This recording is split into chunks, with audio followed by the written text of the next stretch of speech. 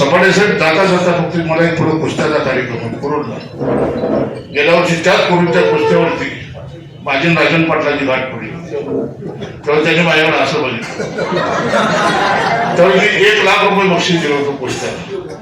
यावर्षी मी 1,51,000 बक्षीस त्यामुळे मला त्या कुस्त्याचा कार्यक्रम मला कुस्त्याची बी आवड आहे. आपण माझ्या विजयात माझ्या पत्नीचा शेळा जवळ आहे नलिनीचा इथं आहे.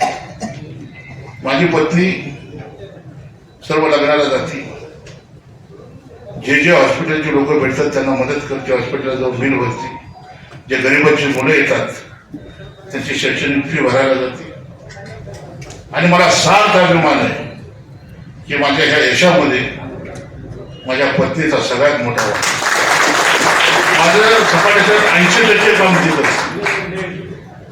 आणि म्हणून ह्या कार्यकर्त्यांना मी विनंती करतो सत्ता कुणाच्याही हातात असू द्या जनता जर बरोबर असेल तर माझं उदाहरण बघा की मोहोळमध्ये काय घडलं आबाचं उदाहरण बघा माड्यामध्ये की माड्यात काय घडलं एक असा समीकरण झालं होतं.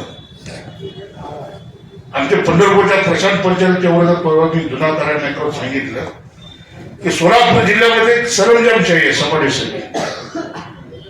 त्या सरंजामशाहीने कधी अभिजित आबा आमदार व्हावा राजू खरे आमदार व्हावा नारायण पटेल आमदार व्हावा जानकर आमदार व्हावा असं या सरंजामशाही पद्धतीला कधी वाटलं नाही.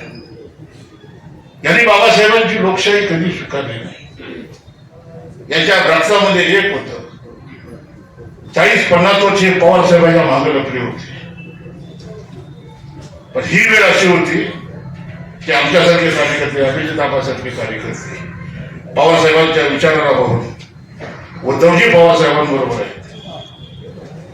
सपाटे साहेब एकूण मतदारसंघ असा होता माझ्या ह्या बाजूला उद्धव सेना होती आणि ह्या बाजूला शिंदे सेना होती आणि कमळाबाई सुद्धा रात्री माझ्याबरोबर होती